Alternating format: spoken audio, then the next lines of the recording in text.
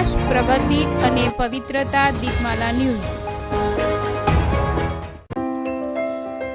નમસ્કાર. કલોલ તાલુકાના સહીજ ગામે સરપંચ પદના ઉમેદવાર પ્રતાપજી શંકરજી ઠાકોરના કાર્યકર્તાઓ દ્વારા મતદાન જાગૃતિ રેલી યોજાઈ.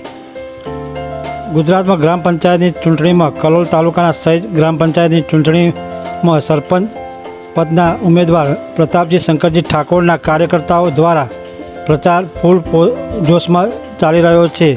તે પૈકી પ્રતાપજી શંકરજી ઠાકોરના કાર્યકર્તાઓ દ્વારા મતદાન જાગૃતિ રેલીનું આયોજન કરવામાં આવ્યું હતું.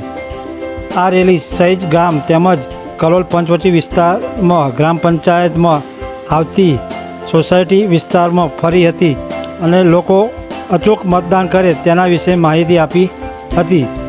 આ રેલીમાં સહીજ ગામના સરપંચ પદના ઉમેદવાર પ્રતાપજી શંકરજી ઠાકોર સહીજ ગામના સતત 25 વર્ષથી વિકાસના કાર્યો કર્યા છે.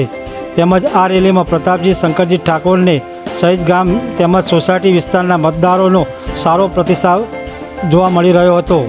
આ યોજાયેલી મતદાન જાગૃતિ રેલીમાં વિશાળ માનવ મહેરામણ, જેમાં યુવાનો, બહેનો, વડીલો ખૂબ જ મોટી સંખ્યામાં જોડાયા હતા. દીપમાલા ન્યૂઝ, કલોલ.